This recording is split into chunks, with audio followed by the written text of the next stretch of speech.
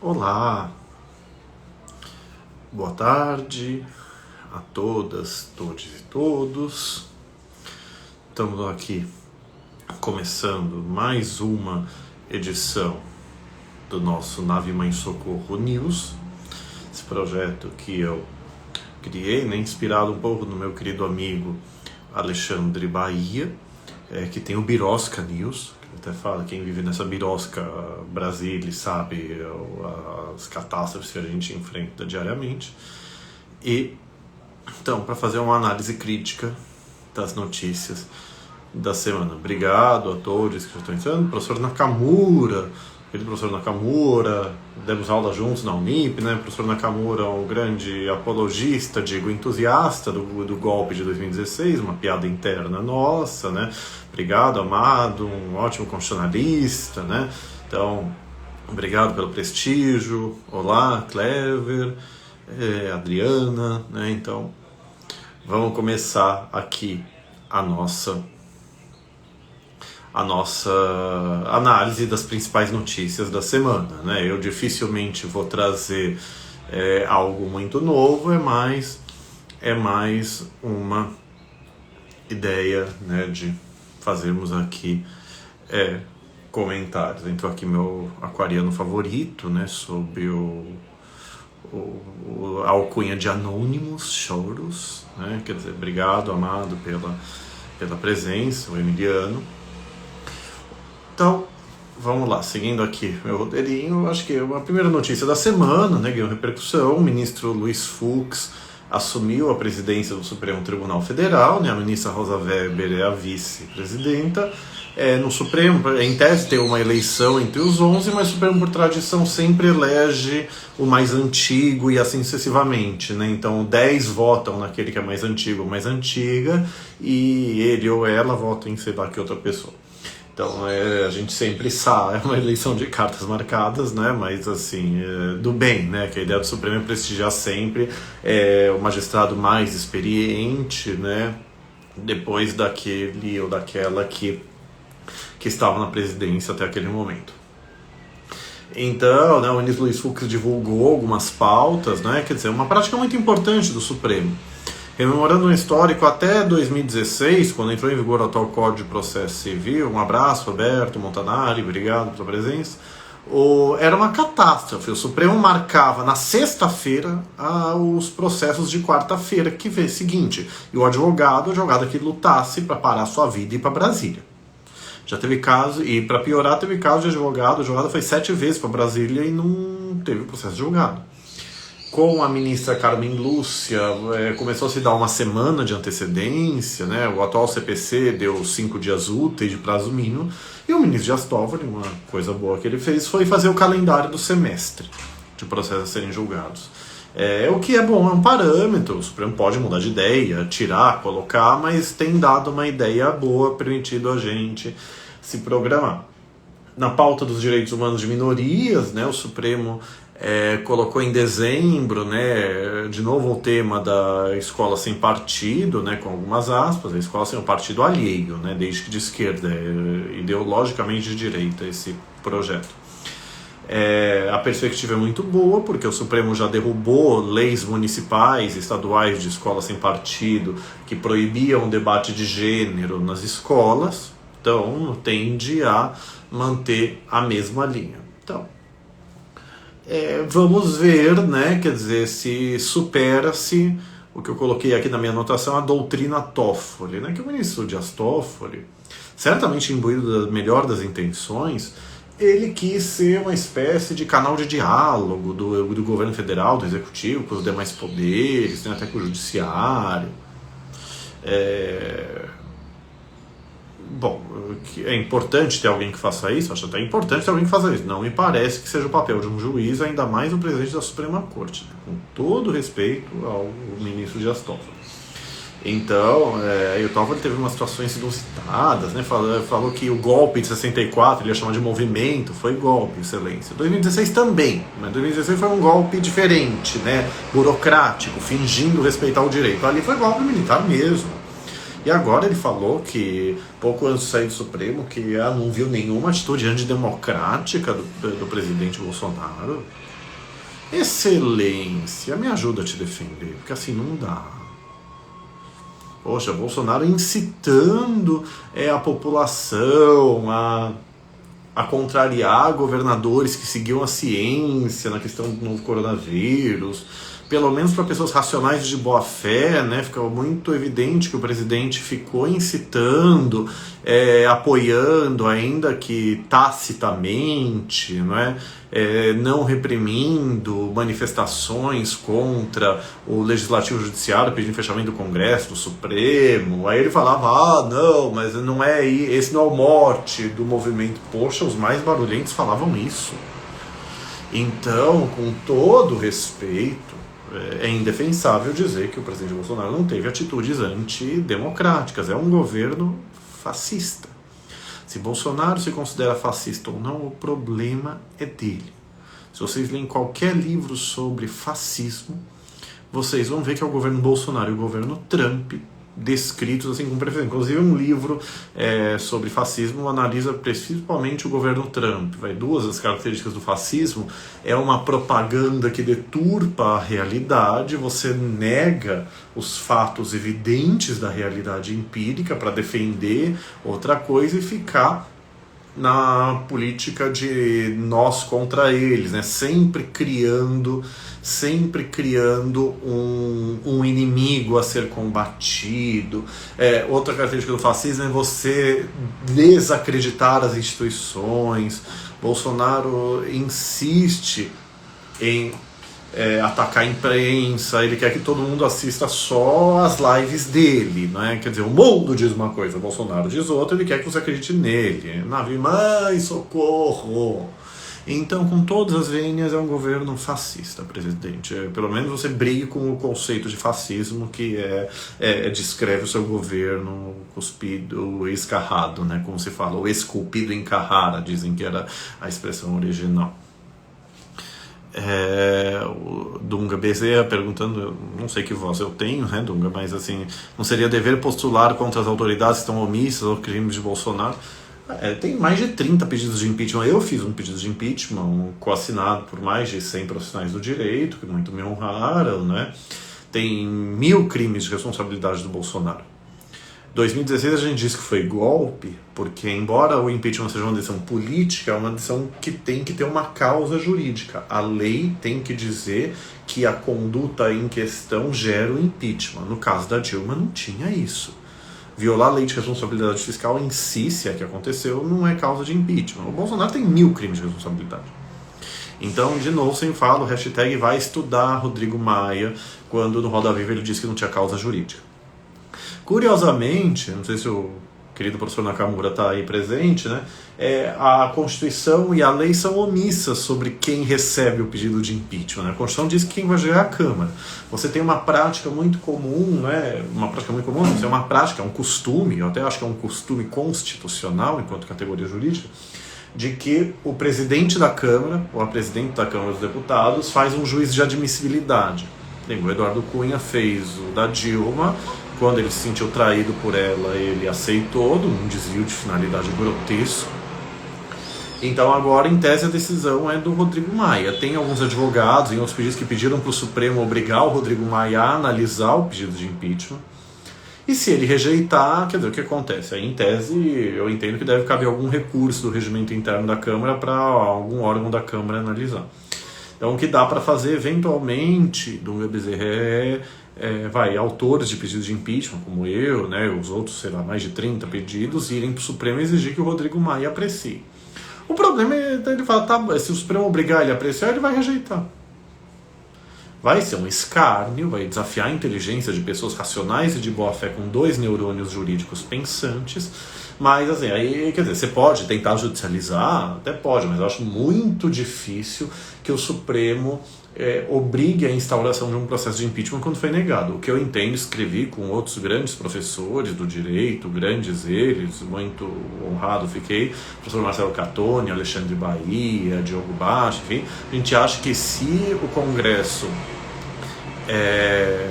admite o impeachment quando ele manifestamente não cabe, o Supremo tem que anular. E quando o Supremo, quando acabou o mandato da Dilma, ele julgou as ações da Dilma, olha que bonito, o Supremo julgou as ações da Dilma em dezembro de 2018, quando perdeu o objeto, praticamente. Ele admitiu essa possibilidade. Aí o Supremo, como eu posso ser educado, o Supremo achou que não era o caso da Dilma. E quando manifestamente era, eu tenho artigos sobre isso. Então, o que a gente poderia tentar fazer é o Supremo obrigar o Rodrigo Maia ou a Câmara dos Deputados a apreciar. Tem colegas meus que acham que é inconstitucional o presidente da Câmara monopolizar essa admissibilidade, mas, enfim, mas aí então teria que ter um outro órgão, então é difícil. Mas, assim, sem pressão popular não dá, então você está falando da Angelita, né?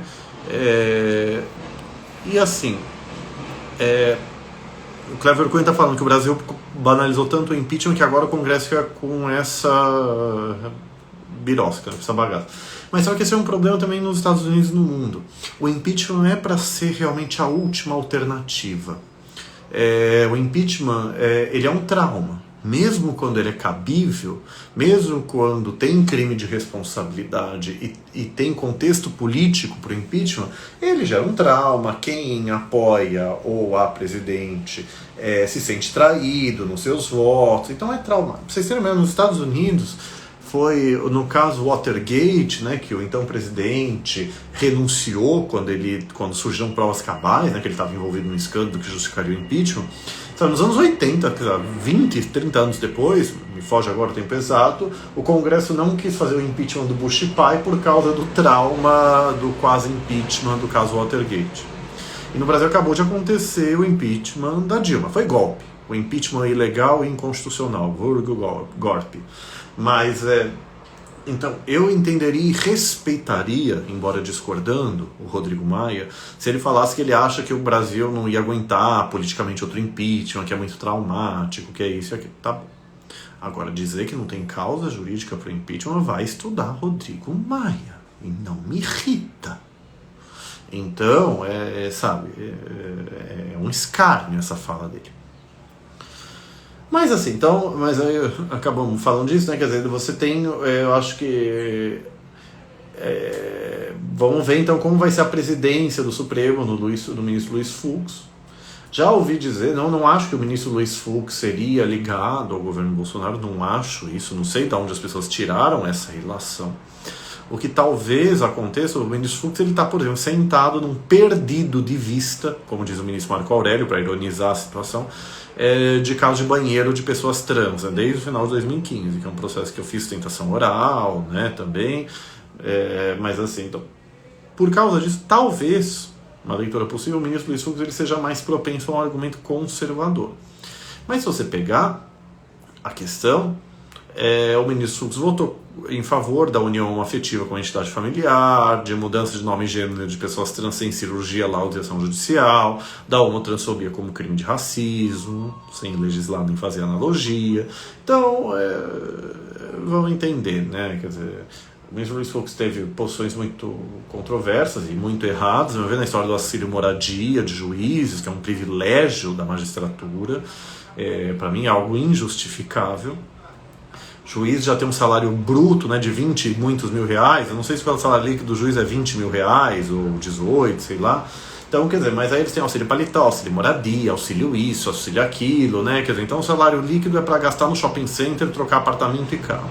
Só que o trabalhador comum, ele tem que morar, comprar terno, remédio, etc., com o seu próprio salário líquido, né? Então, o ministro Luiz Fux foi visto como corporativista no judiciário nessa época, então é criticável. Fora as férias 60 dias, né? A Angelita está falando que o ministro Toffoli autorizou venderem, né, as férias, sei lá, 20 dias das férias 60, enfim, autorizou vender uma parte das férias. Aí eu li uma manifestação de uma entidade magistrada falando: todo trabalhador brasileiro tem direito a vender as férias, só o juiz que não. Dó, excelência, pelo amor da deusa, todo trabalhador brasileiro tem um salário líquido de aproximadamente 20 mil reais de base. Não me irrita. O dia que o salário base do brasileiro em média for igual ao do magistrado, aí você pode fazer essa comparação esdrúxula. Isso é indefensável. Isso faz lembrar, né, outra coisa que eu ia falar, né, tava mais pro fim das minhas anotações, mas o ministro Paulo Guedes, né, o posto Ipiranga, né, ou como dizem, o imposto Ipiranga, né, um amigo meu falou, né, que ele quer recriar a CPMF, né. Aí agora ele, o Paulo Guedes, que tanto se opôs, né, a alguns benefícios sociais, na deforma da Previdência, que ele propôs uma coisa desumana, que o Congresso desidratou. É ruim o que passou, para mim é inconstitucional algumas coisas, mas assim, são inconstitucionais algumas coisas, mas o que ele queria era muito pior. Aí assim, então ele que era contra um valor maior de auxílio do BCP, né, o benefício para pessoas com deficiência, idosos, sem condição de sustentar, ele que propôs um auxílio emergencial de R$200, valor ridículo, agora ele quer aumentar o salário do funcionalismo público de alto escalão, falando, o presidente, sei lá mais quem é o ministro, sei lá, é um cargo tão importante, tanta responsabilidade, tem que ganhar mais para a iniciativa privada. Eu vi um vídeo da maravilhosa Gabriela Prioli, né, destacando a hipocrisia disso. Por causa disso que eu falei, a resistência do Guedes a você ajudar a população carente e ao mesmo tempo, a pretexto de austeridade, de equalização de contas fiscais, e ao mesmo tempo querer aumentar o salário do alto funcionalismo, gente. Isso é um absurdo. Isso é deplorável. Isso é ridículo. Então, é um escárnio desrespeitoso. É difícil. Agora eu vi, pouco antes de começar aqui, né, que o vice-presidente da República, que é um reacionário de direita, provavelmente tão ruim quanto o Bolsonaro, mas que pelo menos tem uma postura de estadista, né? Muita gente, eu demorei para ser a favor politicamente do impeachment, porque se sai o Bolsonaro entra o Mourão, né? Tem que caçar a chapa no TSE para tirar os dois. Mas assim, o Bolsonaro xinga chulamente tanto a imprensa, ele faz tão mal para a democracia que eu acho que mesmo com o Mourão vai ser muito menos pior. A gente vai ter pelo menos, sabe, alguém como o Dória, né? Até o Witzel, que parece que vai sofrer impeachment por corrupção, não acompanhei o caso do Witzel, não sei que provas tem, não consegui acompanhar isso, né? Mas pelo menos a corrupção é uma causa legítima de impeachment, né? Se o legislativo acha que tem provas de que praticou uma causa legítima de impeachment, não cabe, em tese, ao judiciário se meter. No caso da Dilma, o que a gente entende é que o Congresso achou provado uma coisa que a lei não classifica como causa de impeachment.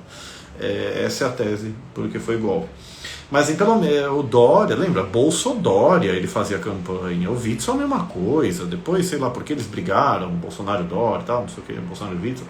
Mas pelo menos tem postura de estadista, sabe? O Dória, no começo, as esquerdas falavam, né? Nossa, o Dória ganhou uns 20, 30 pontos comigo aqui, por causa da boa postura no início da pandemia, né? Agora o placar dele é menos 3.594, a louca. Então, é difícil. Mas assim, o Mourão acabou de culpar o auxílio emergencial pela subida do preço do arroz. Eu vi aqui a matéria do UOL, porque o governo colocou no mercado mais dinheiro que a população normalmente tem, e isso gerou aumento pela oferta da demanda e da procura. Da oferta e da procura, né, gente? Ele mesmo falou, mas o setor do arroz falou que, na verdade, a razão do aumento do preço é que como o dólar está R$ 97, né, daqui a pouco, acho que pra gente comprar o dólar já é R$6, porque o que a gente vê no UOL, né, no obra comercial, é muito maior pra gente comprar. O dólar é aproximadamente R$6 na prática, ou 5 e tanto, como está oficialmente, eles preferem vender o arroz lá para fora e desabastecer o mercado interno. Então a lei da oferta e da procura pode até ser, mas porque o setor do arroz quer vender para fora do país e não para o próprio país. Então é um escárnio, né, atrás de outro, né? Obrigado, Felipe, fico feliz de gostar das considerações. O Juan Delneiro, né, querido estudante de Direito. A minha opinião sobre a deforma administrativa. Eu confesso que eu não consegui ler a reforma administrativa inteira ainda. Eu sei alguns dos principais temas, né, que estão sendo discutidos. Falei isso um pouco semana passada. Semana passada vocês viram, né, com São Jorge, estava na mudança, pelo menos aqui agora estamos, né, bonitinhos, né, organizadinhos de novo. Por exemplo, sou completamente contra o fim da estabilidade dos servidores públicos. A estabilidade visa garantir que o servidor público concursado tenha independência funcional, para não ser demitido se ele der um parecer técnico contra o interesse político do prefeito, governador, presidente, etc. Então, então a estabilidade é uma garantia da eficiência do serviço público. As pessoas falam, né, que tem a chaga, né, não vou dizer que é um mito, mas você generaliza de maneira descabida, acha que o funcionário público seriam todos e todas ineficientes, vamos colocar assim. Só que assim, ainda tem alguns funcionários públicos que são assim, mas você não pode generalizar. E isso é uma coisa. Outra coisa que ninguém aparentemente leva em consideração é que você não é proibido demitir o servidor público. A questão é que tem que ser, com algumas aspas, uma demissão com justa causa, que tenha, após o processo administrativo, contra a defesa e contraditório. Todo o Estatuto do Servidor Público, federal, estaduais, municipais, tem lá as penas da violação dos deveres funcionais, né? Tem lá pena, advertência, suspensão, demissão a bem de serviço público, né? Então, se tem um servidor público, a servidora pública ineficiente, aspas, vagabundo, fecha aspas, que é o que se fala, etc., faz o processo administrativo. Provavelmente, pela gradação das penas, vai ter que tomar primeiro uma advertência ou uma suspensão antes de demitir. Para demitir tem que ser algo extremamente gravíssimo para justificar uma demissão direta. E, gente, o Estado fez um concurso público.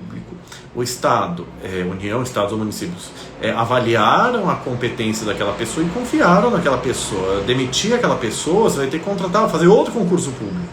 Então vai ter gastos, demora para preenchimento de pessoal. Então é muito melhor. Eu sempre falo assim, nas leis estaduais, municipais anti-homotransfobia, tem uma pena que eu acho ridícula, que é a de advertência. Você dá uma bronca na pessoa, isso não serve para nada. Vírgula, no serviço público serve. Porque uma advertência no serviço público, você vai dificultar a evolução na carreira. Tem promoção por merecimento e antiguidade, por merecimento você não vai ter se tem uma advertência. E se você toma uma advertência, quer dizer, eventualmente uma suspensão, você vê que se você continuar você vai ser mandado embora, o funcionário em questão vai se esforçar para melhorar o seu serviço. Uma amiga juíza já me falou uma vez, né? Quer dizer, você tem muitos funcionários públicos, sei lá, anteriores à Constituição e tal, e que ganham pouco, e que, sei lá, por assim dizer, haveria uma... É muito hipotético, que isso alguém me falou, então eu ouvi dizer, tá? Mas que supostamente, então,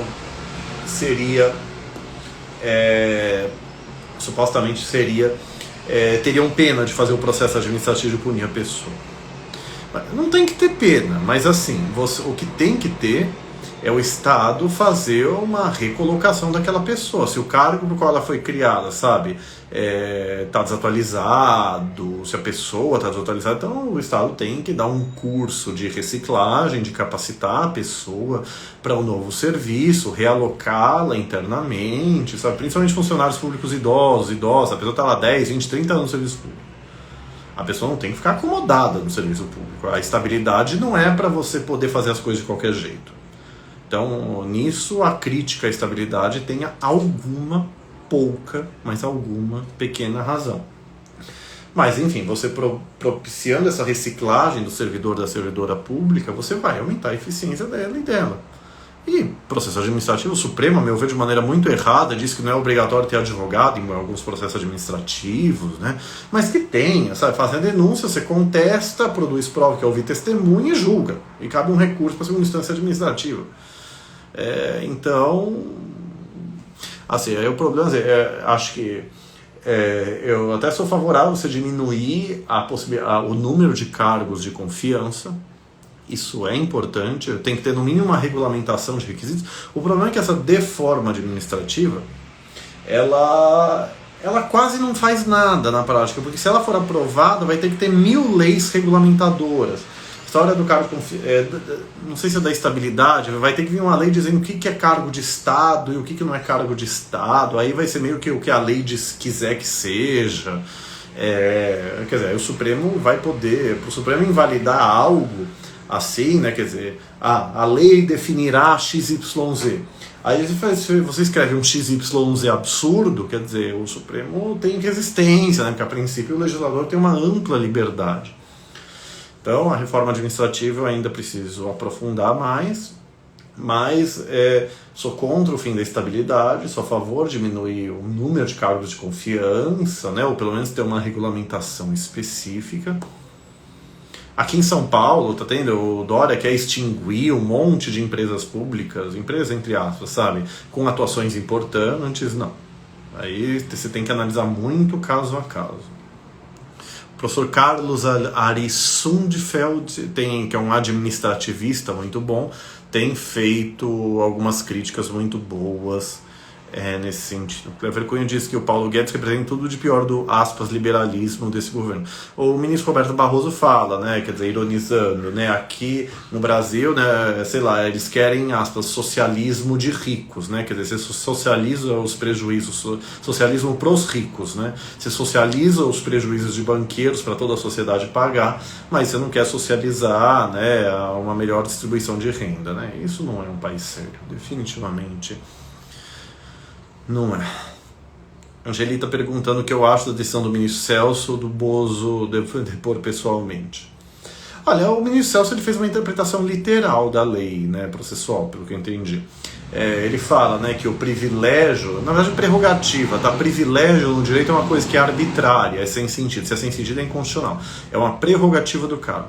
A prerrogativa de depor por escrito seria para testemunhas, né, e não para investigados.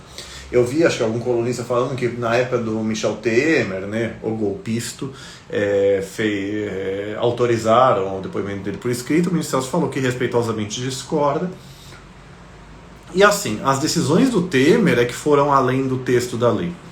Em tese pode, né? Quer dizer, eu não sei o que fundamentaram na época, mas poderia se fazer uma analogia. Se isso é permitido para quando é testemunha, poderia ser também para o investigado. O ministro Celso entendeu que não, porque você teria o direito, né, do acusador fazer perguntas para o acusado. É uma decisão. E o ministro Celso ele falou, né, ele prestigiou a igualdade. No direito você tem uma máxima que diz, né, de interpretação: normas excepcionais se interpretam de maneira estrita, literal, ou restritiva para alguns. Quer dizer, o regime geral republicano é de igualdade. Não há pessoas melhores do que outras. Essas prerrogativas do cargo são defesas do cargo e não da pessoa, por se entender, né, que seria uma proteção condizente com o cargo exercido. Vamos simplificar dessa forma. Mas o que o ministro Celso quis dizer é, olha, a lei criou uma norma excepcional para o presidente poder testemunhar por escrito. Mas a lei não disse que ele pode fazer isso quando ele é acusado, quando ele é o réu. Então, se normas excepcionais se interpretam de maneira estrita, não cabe analogia. Isso sou eu falando, tá? Mas é defensável a decisão nesse contexto. E confesso que não sei o que decidiram lá em 2016, 2017, quando foi o caso do Michel Temer, como que fundamentaram. É importante, eu acho válido. No mínimo defensável não é uma decisão indefensável, como a gente vê no judiciário. O ministro Celso de Mello é um dos grandes juristas desse país. O ministro Celso é um poço de conhecimento jurídico, é o que eu quero ser quando eu crescer. Eu posso morrer feliz que ele me citou 8 vezes no julgamento da homotransfobia como racismo, que ele foi o relator, e mais uma na ementa. Então, é uma decisão, eu acho, muito boa. Eu acho que prestigia, então, o regime republicano de igualdade. E não viola a lei, porque a lei não diz o contrário. Ele também então não foi nem necessário declarar a inconstitucionalidade da lei. Eu vi outra pessoa falando, só que tudo bem, mas na prática pode não ter eficácia nenhuma. Por quê? Porque todos têm o direito de permanecer calados e caladas, né? Quer dizer, quando são acusadas de algo, um processo penal, pelo menos. Então, Bolsonaro pode ir lá e dizer que vai exercer o seu direito de permanecer calado. Se ele não for, não cabe condução coercitiva. O que fizeram com o Lula lá atrás, na época do Moro, né, que agia como tudo, menos como juiz de direito, foi um absurdo. Porque condução coercitiva é só quando a pessoa se recusa a ir, e não foi o caso. Mas aí depois o Supremo decidiu, né, com razão, que é assim, né? Se você tem o direito ao silêncio, você não tem que ser obrigado a ir depor. Na jurisprudência, eu atuo pouco no penal. Eu entendo de direito penal, mas eu não atuo tanto na advocacia penal. Eu sou civilista como advogado, doutor em direito constitucional e entendo bem de direito constitucional penal. Mas eu já vi decisões de juízes, né, no dia a dia, né, na primeira instância, falando fica marcado o interrogatório do réu, e o ministro Celso bem falou, o interrogatório é meio de defesa. Veja, no cível, o depoimento pessoal é uma forma de obter a confissão do réu, da outra parte. No penal é completamente diferente, o interrogatório é um meio de defesa, é o direito que a própria parte acusada tem de levar a sua versão com as suas próprias palavras. Pacífico. Então, mas assim, os juízes em primeira instância muitas vezes falam, né, que se o réu não comparecer, tudo bem, o judiciário vai presumir que ele exerceu o direito de permanecer calado, exceto se ele provar um justo motivo para não ter ido, né? Então, pode ser que o Bolsonaro seja obrigado a ir lá e fique calado. Vai estar exercendo um direito fundamental. Não é porque é o péssimo presidente de políticas fascistas que a gente vai negar a ele direitos humanos, né? Eu não tenho essa incoerência. Enfim, beijos, Viviane Beleboni, maravilhosa, também te amo, ativista trans que fez aquele protesto anos atrás na parada LGBT de São Paulo, crucificada, falando chega de homofobia e transfobia, sofre ataques até hoje. Beijo, amada, parabéns pelo trabalho. Então vamos continuar aqui. Aí, na posse do ministro Luiz Fux e da ministra Rosa Weber, o ministro Marco Aurélio, né, falou uma coisa que é a minha posição, né? A gente só pode avançar politicamente respeitando o ordenamento jurídico. Fora da Constituição não há salvação, apenas arbítrio. É isso. Que das esquerdas às direitas as pessoas fingem não querer entender.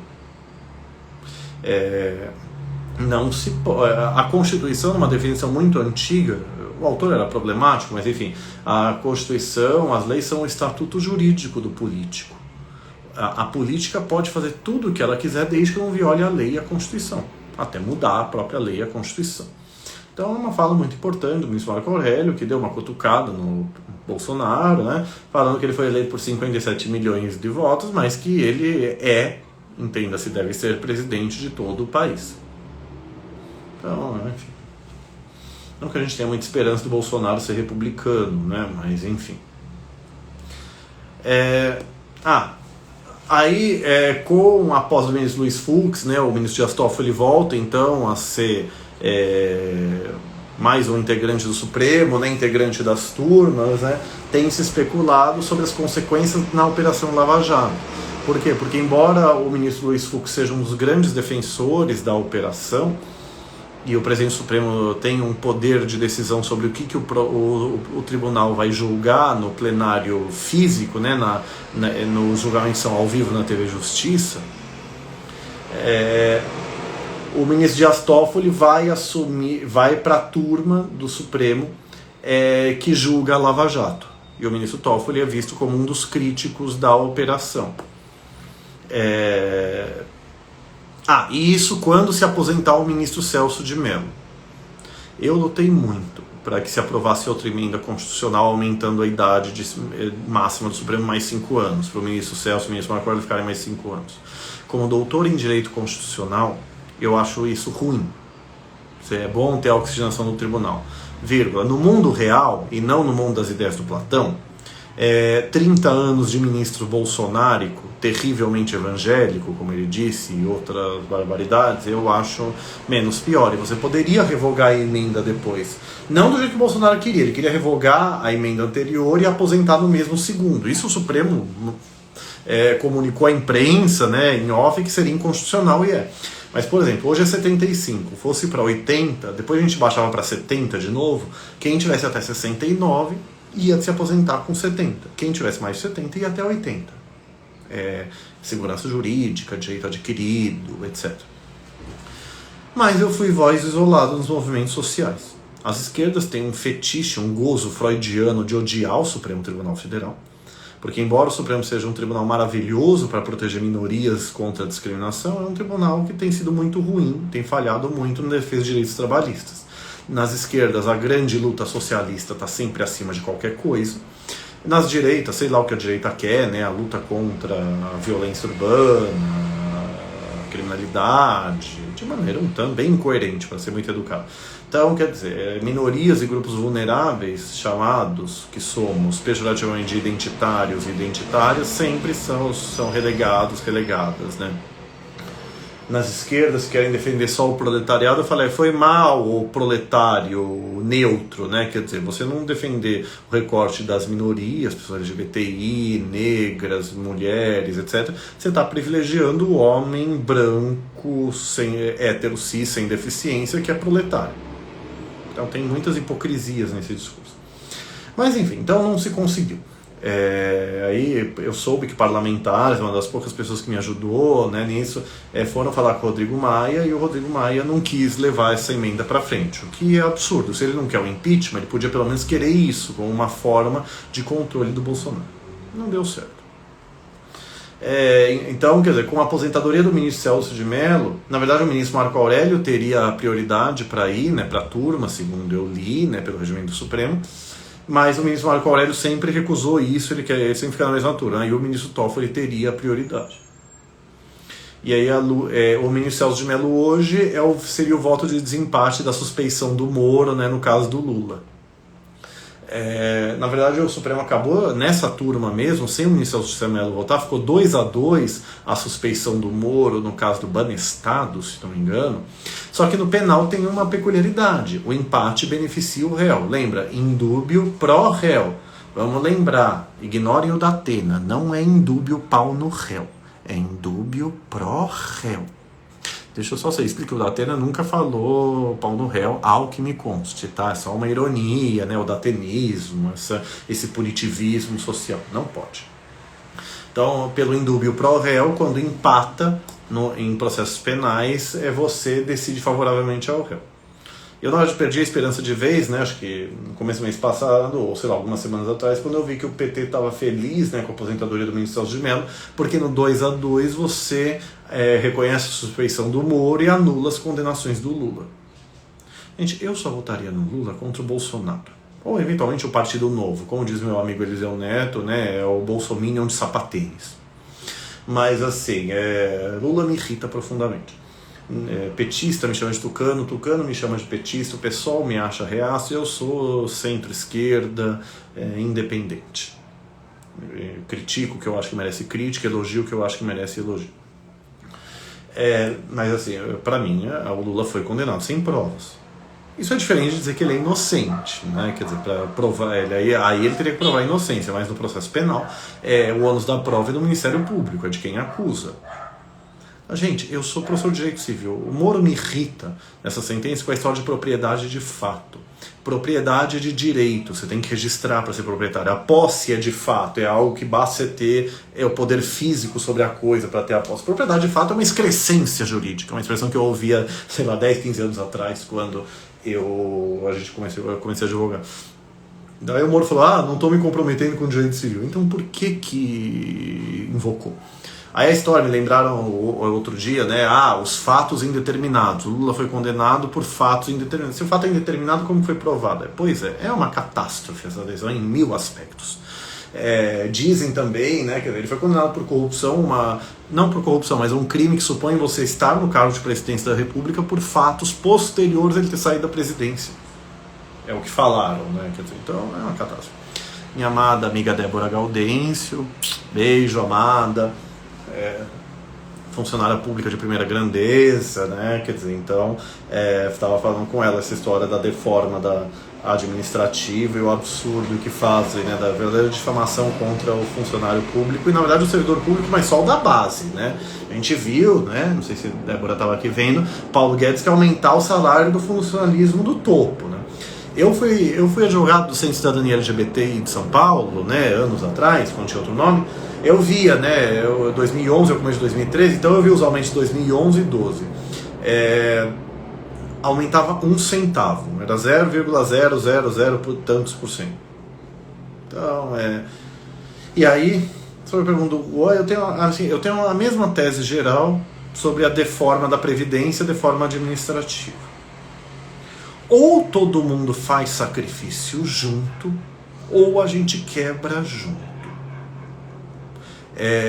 Princípio da isonomia, da igualdade. Se são necessários sacrifícios, então todas as classes sociais têm que fazer sacrifício, não só o trabalhador comum e o regime geral da Previdência, né? O peão, nós, o peão, né? Professor, advogado comum. Então, quer dizer, não pode excluir magistratura, não pode excluir Ministério Público, não pode excluir militares. Eles e elas têm que fazer sacrifícios também. Igualdade material é tratar desigualmente os desiguais na medida da desigualdade, não a compreensão famosa e correta da igualdade desde Aristóteles. Mas você não pode tratar desigualmente para aumentar a desigualdade. Então, quer dizer, a minha tese é muito simples. Ou todos os setores sociais, magistratura, MP, militares e trabalhador comum, fazem sacrifícios proporcionais, ou a reforma viola o princípio da igualdade, é inconstitucional. Mas aí o país vai quebrar, então a gente quebra junto. O que não dá é o trabalhador comum, você já teve várias reformas da Previdência e até administrativas diminuindo direitos dos servidores públicos da base, do trabalhador comum. Então não tem mais de onde tirar o trabalhador comum. Então tem uma famosa estátua criticando o judiciário, né, um trabalhador magrinho, raquítico, carregando um juiz extremamente obeso. Não é gordofobia, obesidade é uma doença. Aliás, eu estava na segunda instância do Twitter, descancelamos a Paola Carosella, né, maravilhosa do Masterchef. Enfim, foi muito mal entendido. Você não pode, então, sacrificar direitos do trabalhador comum para manter privilégios de algumas castas sociais. Então eu acho que essa tem que ser a análise dessas reformas. Talvez são reformas ou deformas. E aí tem propaganda enganosa fascista, né? Lembra o fascismo, você mentir ao ter deturpando a verdade? Estamos combatendo privilégios. Não estão, nem com a deforma da Previdência, nem com a deforma administrativa. A administrativa nessa versão inicial. Respirações profundas, né? Eu respiro profundamente. Birosca Brasilis, como diz o Alexandre Bahia, né? Nove Mães Socorro. Mudando um pouco de assunto. Então, assim, o negócio da Lava Jato, né? Para mim, o Lula foi condenado sem provas, então foi ridículo o processo. Gente, juiz conversa com o advogado, sim. Mas juiz não diz para o advogado ou promotor qual promotora ou promotor tem ou não que depor e dá dica de testemunha. O juiz, ele problematiza, doutor, você está falando isso, mas a jurisprudência diz isso e tal. Quer dizer, é um debate muito abstrato. O que o Moro fez é tudo menos imparcialidade. Então, tem que anular mesmo. O ministro Celso, eu tenho certeza que ele anularia. Ele negou suspender a decisão por liminar, mas eu tenho certeza que ele anularia no mérito. Gostaria muito que ele julgasse até para fazer isso. Mas, enfim. Vamos lá. E você não precisa gostar do Lula para saber disso. Eu não gosto, por exemplo, mas é o que tem para hoje, né? Ou sei lá. Vacinas do Covid-19. Minha maravilhosa amiga, né, a Juliana Borges, que escreve na coleção Feminismos Plurais, da Jamila Ribeiro, né, um livro maravilhoso sobre o encarceramento em massa, né, da população negra e pobre. Ela até falou, né, da disputa geopolítica entre Oxford e a Rússia, né, quer dizer, porque parece que a vacina produzida em Oxford deu muitos efeitos colaterais e a russa, ela estava ironizando um pouco, falou, deu só uma dorzinha de cabeça, não deu nada, né? Aí ela bem falou e eu concordo. Quem diz que não tem disputa geopolítica na ciência é porque, enfim, é ingênuo, né, para dizer o mínimo. Então vamos torcer, né, para que a vacina chegue logo. Eu sei que ninguém mais aguenta a quarentena, gente, eu também não. Eu tendo a seguir a ciência e não o achismo bolsominion. Não acho que o mundo está errado em conspiração contra o Bolsonaro. Inclusive briguei de vez com uma parte da minha família. Olhem no meu Facebook, até no Instagram, né? Carta de despedida da parte bolsonárica da família. Ou eu posso ser tudo menos obrigado a isso. Uma fala de Chico Xavier, supostamente prevendo o Bolsonaro como salvador da pátria. Vai estudar. Isso para eu ser muito educado. Não sou obrigado a esse nível de estupidez deliberada, né? Porque é um absurdo.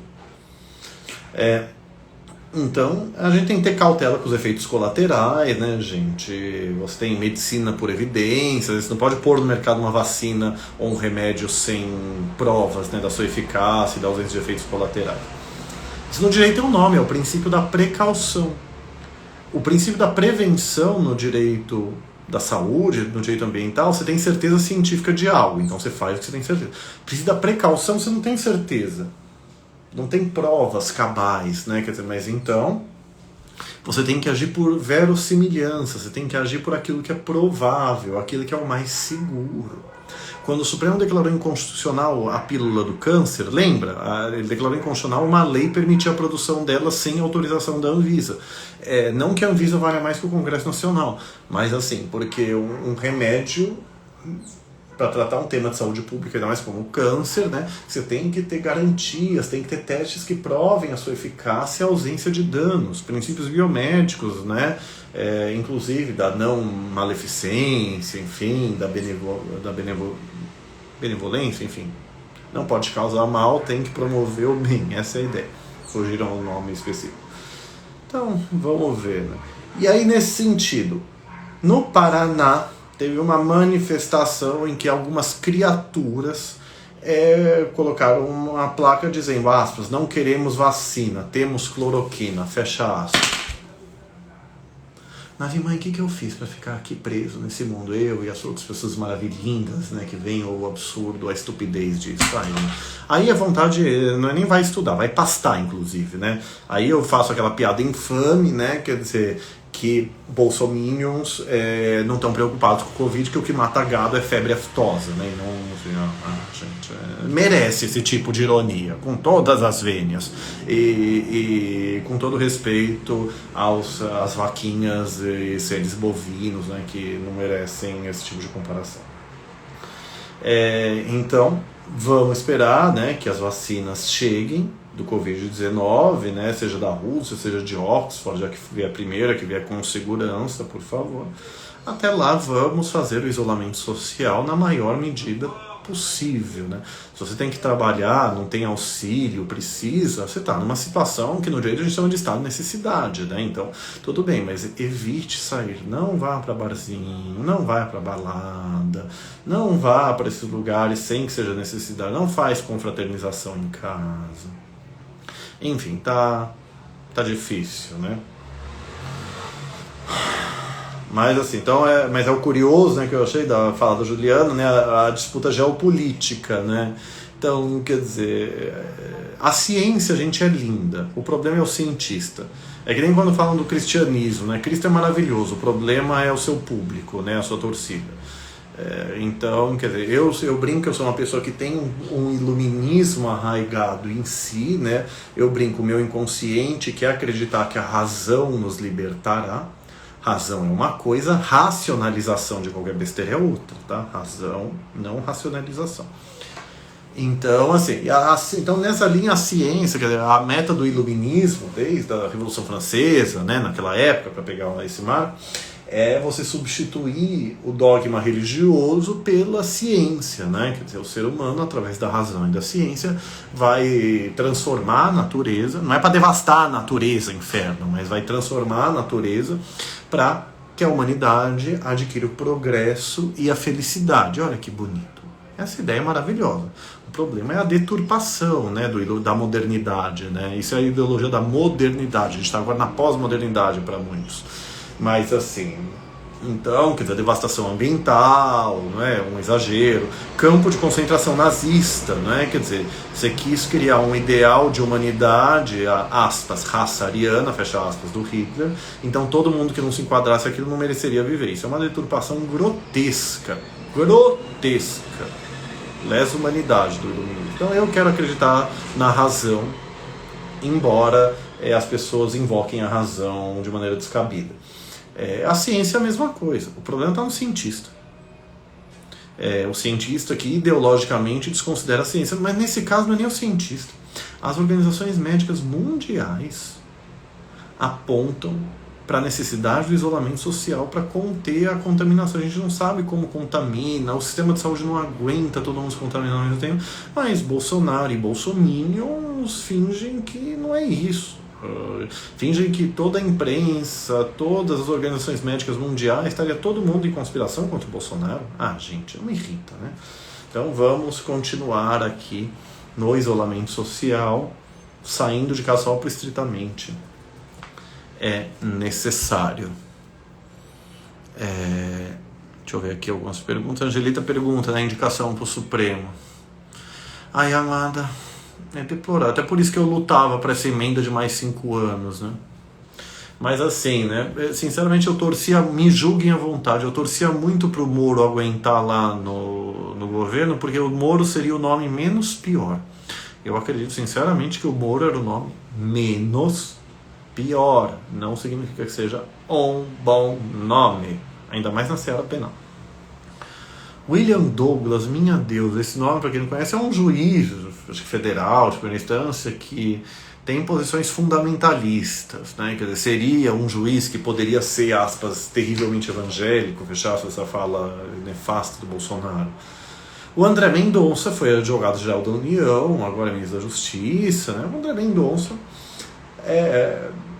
eu troquei algumas palavras muito rapidamente com ele, né, no julgamento da homotransfobia como crime de racismo, muito educado, muito simpático, né? Dizem que ele teria esse perfil de, aspas, terrivelmente evangélico. Veja, não sei. Então, gente, sabe, não tem boa escolha vinda de Bolsonaro. Se o Bolsonaro indicar alguém que faça coisas boas para os direitos humanos, vai ser por equívoco dele, né? Ele achar uma coisa e vir outra, né? De vez em nunca isso acontece na Suprema Corte dos Estados Unidos. Mas quando teve uns 2 casos de presidentes ditos republicanos, né, conservadores, que indicaram um juiz para a Suprema Corte querendo que fossem conservadores e não foram tanto assim.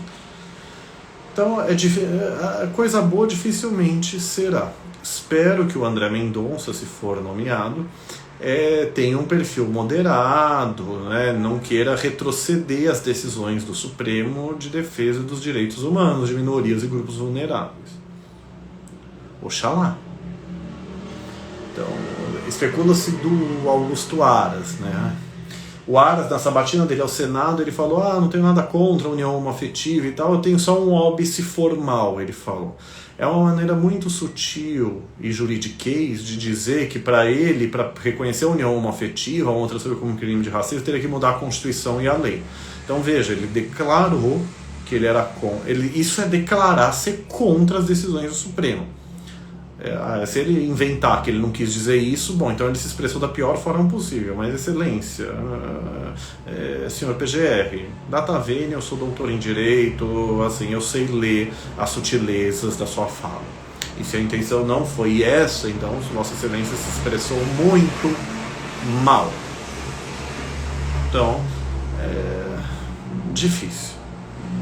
Dizem o João Otávio de Noronha, presidente do STJ, que é conservador, alguns outros ministros do STJ. É difícil saber. Talvez o André Mendonça seja o menos pior desses 9. Ives Gandra Filho é um horror. É o pai mais novo, né? Quer dizer, quando o povo vai atrás do Ives Gandra pai, eles querem a opinião reacionária, sempre. E o Ives Gandra Filho, quer dizer, o fruto aparentemente não caiu tão longe da árvore, é a favor de relativizar 1000 direitos trabalhistas, isso que é ministro do TST. Eu acho horrível a possibilidade dele no Supremo. Especularam agora a Damares, né? Minha deusa, que é isso? Pra mim só pode ser cortina de fumaça. Não sei, me falaram que ela até é bacharel em Direito, né? Nem lembrava disso. Eu sei que ela ajudou a fundar a Najuri, a Associação Nacional de Juristas Evangélicos, né? Evangélicos fundamentalistas, né? A Najuri vai no Supremo só para ser contra direitos LGBTI, né? Direitos contra dogmas evangélicos, na visão deles, né? Da Najuri. Mas, enfim, Damares obviamente não tem notável saber jurídico. Nem sabia que ela era bacharel, mas se for, ela é só bacharel. Se nomearem Damares e o Senado aprovar, eu vou para o Supremo. Eu vou fazer o Supremo, analisar o caso dela, falar, Supremo, o que é notável saber jurídico? Podemos não saber o que é exatamente, mas sabemos que Damares certamente não é.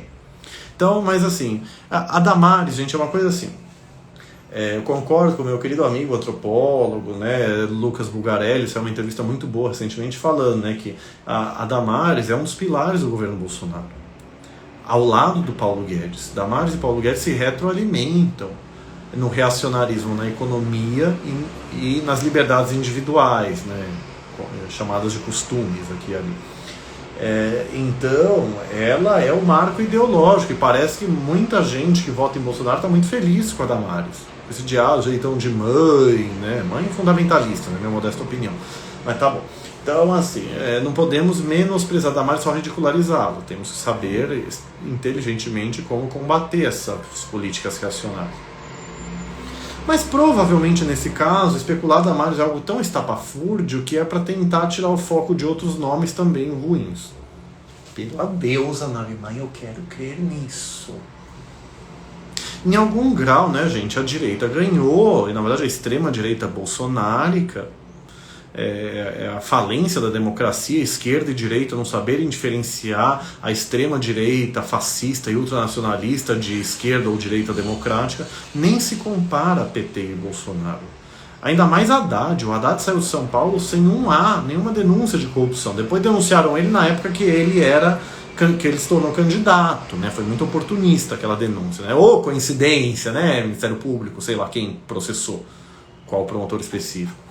Mas assim, ele criou mecanismos anticorrupção aqui na cidade de São Paulo. Saiu com mais caixa do que entrou, né? Um professor universitário, um intelectual, né? Então, quer dizer, nem se compara. Votar em Bolsonaro é deplorável. Se você votou em Bolsonaro e eu não cortei relações com você sabendo disso, saiba que é um ato de extrema benevolência da minha modesta alma, porque eu gosto muito de você. Mas para mim isso é deplorável. Quem anulou no segundo turno, eu não xingo, né? Eu critico muito duramente, mas porque não se tem que se saber a diferença de fascismo para esquerda ou direita democrática. Gente, mas assim, gente de esquerda, petista, me falou que social que no Bolsonaro, a pessoa votava no Bolsonaro.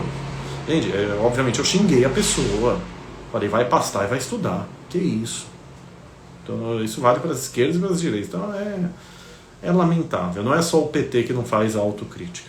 O PT fazer autocrítica não é ele se humilhar, tá? Ele dizer que ele não serve para nada. Então, assim, e o Haddad até fez autocríticas na campanha eleitoral. Se vocês pegarem entrevistas da Globo News, né? Você não vai querer que o partido se humilhe. Mas, enfim, me perdi aqui no parênteses, né? Isso às vezes acontece. Mas eu estava falando da Damares, né? Quer dizer, eu quero crer que é uma cortina de fumaça para esconder o foco em outro nome. Aí fica difícil, né? O André Mendonça, a gente pode detestar ele, mas aí a gente tem que fazer campanha política para o Senado politicamente rejeitar. No Brasil, você não tem essa tradição do Senado barrar nomes muito ruins. Nos Estados Unidos tem. Como nos Estados Unidos os presidentes sabem que o Senado não vai aceitar qualquer extremista, seja um extremista progressista ou reacionário, os presidentes tendem a indicar nomes mais moderados. Isso não aconteceu nas últimas duas indicações, que os senadores reacionários republicanos mudaram as regras do jogo para poder fazer só o que eles queriam. Assim, então, a gente tem que pressionar o Senado para exercer o seu poder de veto, se vier uma nomeação muito ruim. Juridicamente, acho que só se nomear Damares, porque aí não tem notável saber jurídico, eu vou processar. Aí, quem não gostar, que lute para dizer que a Constituição fala em notável saber jurídico não serve para nada. Serve sim para muita coisa, da minha modesta opinião. Mas, enfim. Alienação inimaginável, né, Angelita, isso. Então, Fantini Blake perguntando: como considerar essa aliança do Bolsonaro com as Forças Armadas? Chega a ferir a democracia, tantos militares no poder? Existe algum limite? Aparentemente nunca se entendeu ilegal e inconstitucional você nomear militares para cargos políticos. Não é politicamente a melhor coisa, mas ilegal, inconstitucional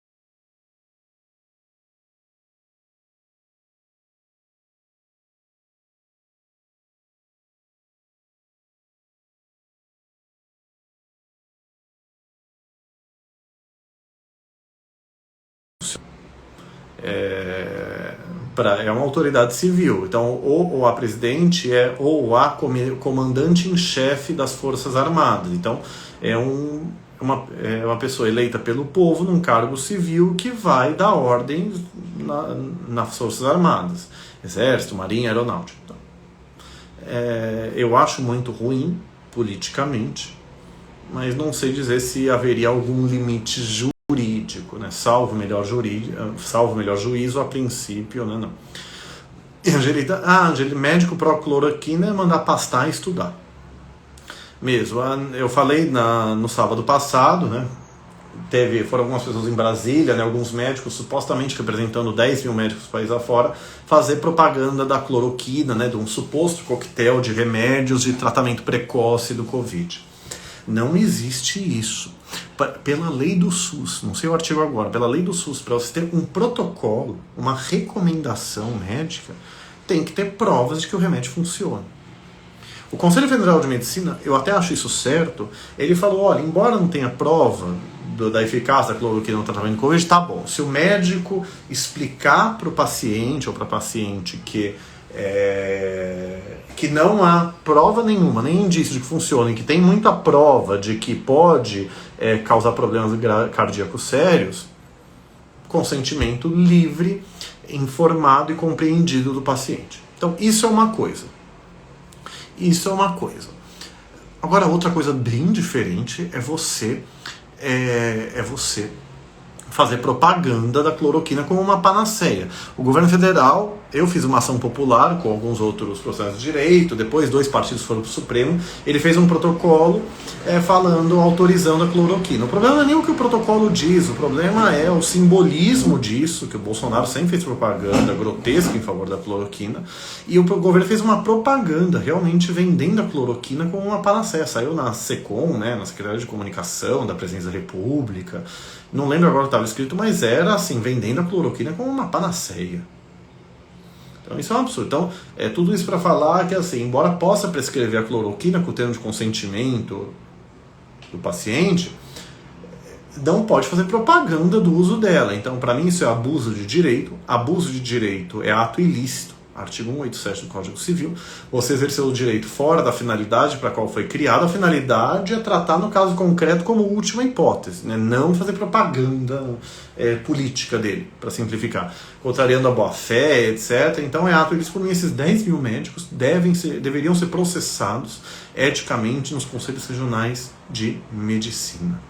Por abuso de direito, por uma conduta. Se prescrever a cloroquina com termo de consentimento antiético, você fazer propaganda dela como panaceia ou como algo que funciona, a meu ver, minha modesta opinião jurídica. Não gostou? Azar o seu. Minha amada Débora Gaudense está falando que a Damares é bacharel em direito, enfim, não sabia disso. Para ver como o professor Lênin Streck diz, né? As faculdades de direito são faculdades de leis, e o professor Lênin falou, né, que nunca teve tanto fascista saindo de faculdade de direito. Olha, Nave Mãe, socorro. Guilherme, né, querido amigo, um dia eu vou processar ele, que ele parou de trabalhar com massoterapia, né, o Guinotti, chateado, mas ele falou que crê que a Damares é pior e mais perigosa do governo, o Bozo é só figura, mas ela fundamenta a guerra cultural implantando a ideologia, e sabe muito bem o que faz. Sim, estou de acordo, Guilherme, né? Quer dizer, fomenta a guerra cultural, certamente está plantando a semente do fundamentalismo.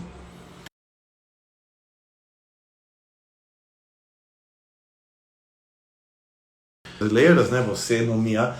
Assim, isso aconteceu nos Estados Unidos. O Trump indicou muitos juízes federais ultra-reacionários, né? Se tem noticiado. É que aqui no Brasil esse problema é bem mais mitigado, porque juiz de primeira instância é só por concurso público. A segunda instância, então, são só promoções de juiz de primeira instância, com a exceção do 5º constitucional, que são integrantes da advocacia ou do Ministério Público alternadamente. Então, o risco haveria nos tribunais superiores. Mas veja, o Bolsonaro vai indicar 2. No próximo mandato, em 2023, outros 2 ministros se aposentam. Se pela deusa, se esse país ridículo continuar uma birosca e o Bolsonaro for reeleito, ele vai ter poder nomear 4 para o Supremo. Eu acho que a gente mantém ainda a maioria para tudo ou quase tudo em direito LGBTI+. Talvez a gente perca pessoas trans em cartório, mas ainda vai poder mudar nome e gênero sem cirurgia nem laudos. Mas assim, então vejam, pra gente perder o Supremo, a gente teria que ter pelo menos mais 2 mandatos além desse. Então teria que ter um presidente bolsonárico até 2030 para isso. Mas gente, se o Brasil eleger só o extrema-direita fascista para a presidência da República, sabe, cada povo tem o que merece, sabe? Eu não torço por desgraça de ninguém, mas eu acredito em karma nessa própria vida, não só em reencarnação, né? Então a gente tem que ter consciência política na hora do voto. O que é difícil, né, gente? A culpa não é só do PT. Eu falo para amigos petistas, eu até acho que o PT deveria ter a grandeza, porque seria uma grandeza de muita benevolência, vou explicar por quê, não ter candidatura própria e ser vice e tal, porque o antipetismo tá foda. Então, quer dizer, que prova o Haddad, que foi um prefeito razoável em São Paulo, foi uma maravilha, mas não teve corrupção, não teve nada, mas com toda a sua formação, perder para um cidadão como o Bolsonaro. É um deplorável absurdo essa eleição. Mas é difícil também você exigir isso do PT, gente, já que é o único partido que sozinho leva 30% das pessoas em primeiro turno para votar nele só por ser do partido. Não tem nenhum partido que faz isso. O Bolsonaro é o que se chama de líder carismático, né? Eu não sei que carisma ele tem, mas as pessoas amam ele, votam nele porque amam a pessoa dele. O PT é um dos poucos partidos ideológicos do país, junto com o PSOL, né? E o Novo, né? O Novo, sabe, que é o bolsominion de sapatênis, né? Um ultraliberalismo radical e responsável socialmente. Mas aí é um partido ideológico, então eu posso odiar a ideologia, mas é ideológico. Mas assim, o PT é o único partido que leva 30% das pessoas para votar nele pela pessoa ser do PT. Então é difícil, mas vamos torcer para que em 2022, né, a eleição norte-americana vai influenciar aqui o Brasil, as eleições municipais em Rio e São Paulo, pelo menos, tem algum peso, né, na política nacional, não só de Rio e São Paulo, né, mas enfim. Então esperemos, né, que em 2022, para a presidência da República, a gente tenha alternativas, e eu não vou desistir do impeachment. Que seja assim, sabe? Vamos torcer então para sair o impeachment no final do mandato, para aí o Bolsonaro ficar inelegível por 8 anos, já que é o que ele, sei lá. Ou caçarem a chapa. A esperança é a última que morre. Ela morre, mas é a última, sempre do nível. Então, quer dizer, talvez eu faça esse mandado de segurança no Supremo para que o Maia seja obrigado a analisar o meu pedido de impeachment, né? Com outros não profissionais sem juristas, que nem eu falei. Eu fiz uma suprema ação penal contra o Bolsonaro. É que teria que ser a Procuradoria-Geral da República. Ela não fez. Então eu fiz a ação penal privada subsidiária da pública. Se o Ministério Público não faz, a vítima pode agir. Como são crimes contra a saúde pública, o artigo 268 do Código Penal, que é desobedecer ordem do poder público para evitar a disseminação de doença contagiosa, parafraseando é basicamente isso, e além do 132 do Código Penal também, né, expor a vida alheia a perigo real e iminente, alguma coisa assim. Então eu fiz essa sanção. Se o Bolsonaro for condenado por atos que ele praticou no mandato, por crime, aí a Câmara tem que aprovar por 2/3, essa é a dificuldade. Mas aí quem julga o crime comum é o Supremo e não o Senado. Aí tem impeachment, eu vou lutar por isso. Mas assim, mas como alguém falou lá no começo, a gente precisa de pressão popular. A Dilma apareceu em impeachment quando ela tinha 10%. Na ciência política se diz, né, se a pessoa tem mais de 20%, quer dizer, o impeachment não sai na prática. Pode ter a causa jurídica, mas aí não sai politicamente, né? Então, a gente não poder ter manifestações de rua dificultou o impeachment. Os panelaços são um bom indicativo, né? Ter minhas panelas todas amassadas, né? De tanto bater nelas, né? O braço quase caiu algumas vezes nos discursos bolsonáricos, né? De gripezinha e outras coisas deploráveis desse cidadão. Mas enfim, precisa ter luta política para isso acontecer. As pessoas acham que eu quero judicializar tudo, que eu só acredito no judiciário. Não é bem assim. Eu até brinco, né, que a minha ajuda me aponta quem eu processo, né? Quer dizer, a minha arena de debate é o judiciário. Sou professor de direito, sou advogado, eu processo. Mas é óbvio que não dá para depender só do judiciário. Eu falo, né, como professor de direito constitucional, eu nunca vi o Congresso Nacional barrar tanta medida provisória, barrar tantas coisas do Bolsonaro, do presidente da República, como tem barrado o Bolsonaro. Isso é muito importante. A gente tem que ter vitórias políticas também. O judiciário não pode ser a única arena. Democracia não é ditadura da maioria. Democracia é regime jurídico de defesa dos direitos humanos. Quer dizer, a maioria manda desde que não viole direitos básicos, da minoria ou de quem for. Direitos básicos definidos na Constituição e em tratados de direitos humanos. Ministro Roberto Barroso, desde antes de ser no Supremo, ele falava, né? Já caminhando para finalizar o nosso programa de hoje. O ministro Barroso fala, não é porque você tem 8 católicos e 2 muçulmanos numa sala que o primeiro grupo pode deliberar chutar o segundo pela janela. Direito à vida, direitos humanos como limites às paixões e abusos das maiorias. Então, o judiciário decidir, como ele tem decidido para direitos LGBTI+, para direitos humanos em geral, são decisões democráticas, porque ele faz valer o direito à não discriminação, que é um direito humano positivado na nossa Constituição, um direito fundamental. Mas não pode depender, a democracia não pode depender só do Supremo Tribunal Federal, até porque ele tem limites. Ele pode fazer tudo. E veja que o Supremo está muito bom para proteger minorias da discriminação, mas está muito ruim para barrar deformas trabalhistas e previdenciárias. Se a gente perde no Congresso, o que a gente vai conseguir no Supremo é muita coisa, é perfumaria. A gente pode fazer uma live sobre isso um dia, né? Eu tenho um artigo no Justificando. STF, um tribunal amigo apenas de liberdades individuais de autonomia privada, ou apenas entre aspas. Quer dizer, é nisso, né? União afetiva, constitucionalidade de cotas raciais, sociais em faculdades e concursos, constitucionalidade da Lei Maria da Penha, Lei Maria da Penha como ação penal pública incondicionada para facilitar a proteção da mulher. Então são decisões muito maravilhosas para proteger minorias, mas tem falhado os direitos sociais. Então, mas vamos deixar isso para uma outra live, né? Já passamos aqui um pouquinho de 1 hora. Então, deixa eu ver aqui, né? Pseudo-mestrado de Damárcia, verdadeiro ou não sei, né? Mas obrigado pela menção. Só tristeza, alguns colegas de faculdade, realmente, 9 Mães Socorro. Obrigado, gente, pelos elogios. Bolsonaro é um reflexo do fascismo que não acabou, concordo, né? Tem um livrinho maravilhoso, que é uma palestra do Humberto Eco, né, infelizmente falecido, né, O Fascismo Eterno, né, quer dizer, realmente, não se enterrou. Guilherme perguntando se eu acho que o Bolsonaro se reelege. Tem o risco real, Gui. Então, as esquerdas e os centros e a direita democrática têm que se entender, porque senão tem o sério risco, sim. Mas a esperança é a última que morre. Eu vou estar entre os que vão lutar, mas em toda a medida possível. E se eu buscar asilo em Portugal ou em Nova York, a bicha aqui e o meu noivo, a gente está apaixonado por New York, eu ainda vou ficar processando aqui no Brasil. Vocês não querem que eu pedindo asilo eu vá brigar com o país que eu estou asilado, né? Eu vou continuar brigando aqui no Brasil. Ficar mandando ação do Supremo, o Supremo vai falar, gente, essa bicha chata fugiu do país e agora vai continuar processando aqui no Brasil? Sim. Conformem-se, sou dessas. Mas vamos continuar, vamos lutar para que a gente tenha pelo menos uma direita democrática, né? Pelo menos uma pessoa de centro, dialogável, enfim. Guilherme também, por fim de mandato ou interrupção, ele saia sem nenhuma piora, situação de golpe. Não sei se eu entendi, Gui, mas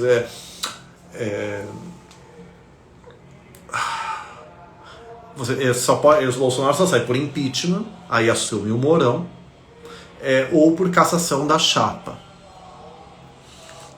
Não acho que vai ter um golpe militar por causa disso.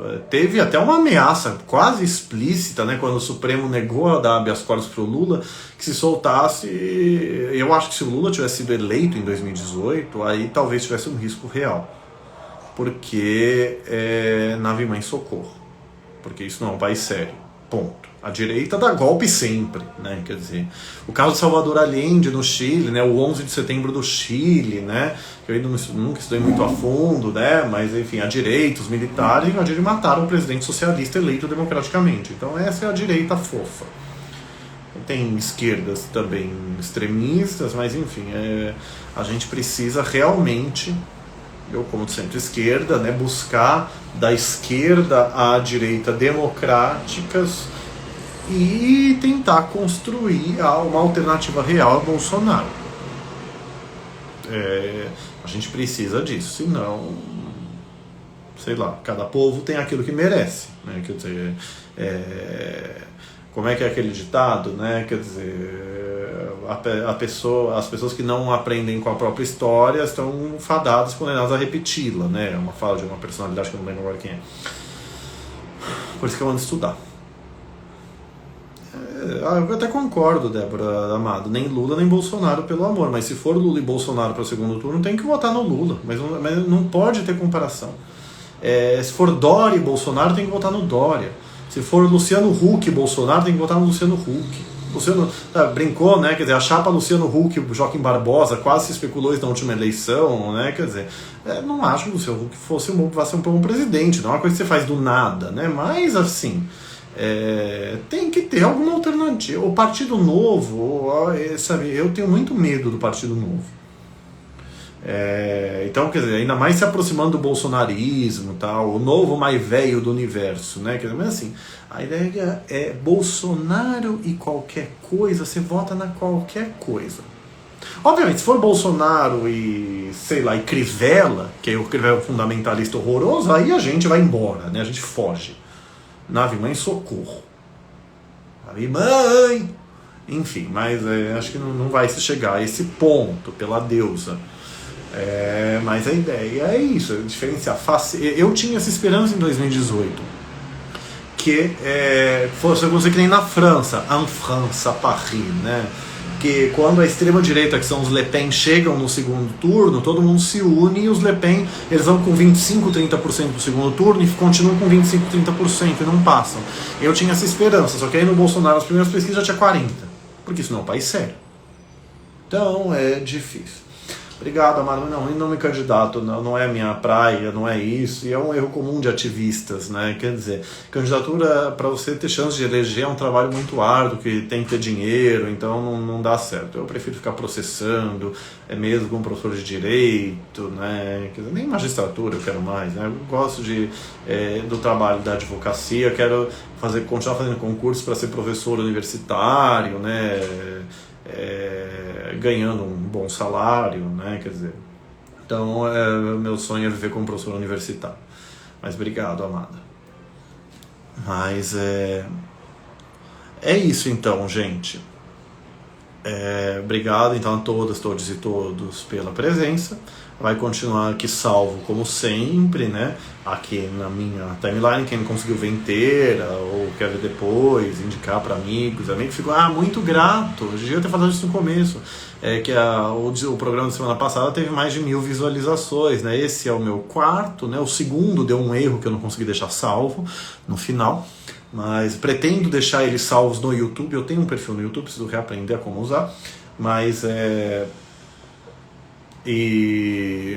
então, obrigado a todos pela presença. Então, voltamos então sábado que vem, também de novo às 5 da tarde, para fazer essa singela análise crítica das principais notícias da semana e algumas outras. Se quiserem alguns temas a mais que eu desenvolva, algumas coisas que eu falei aqui em outras lives, mandem mensagens inbox, que aí eu posso fazer uma live outro dia da semana especificamente sobre cada tema. Tá bom?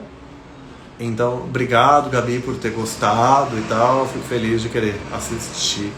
Depois, esse meu jeitinho levemente surtado, né? Excêntrico, sabe? Excêntrico, louco, socialmente tolerado, excêntrico. Satanares, né, gente? Ares, melhor pessoa, sempre mais modesta. Enfim, é o sincericídio calculado, sempre. Agora, sempre tentando ser respeitoso e no limite da formalidade. Então, beijo a todas, todos e todos. Até então. Sábado que vem. Obrigado, Vitória, e todos. Até mais.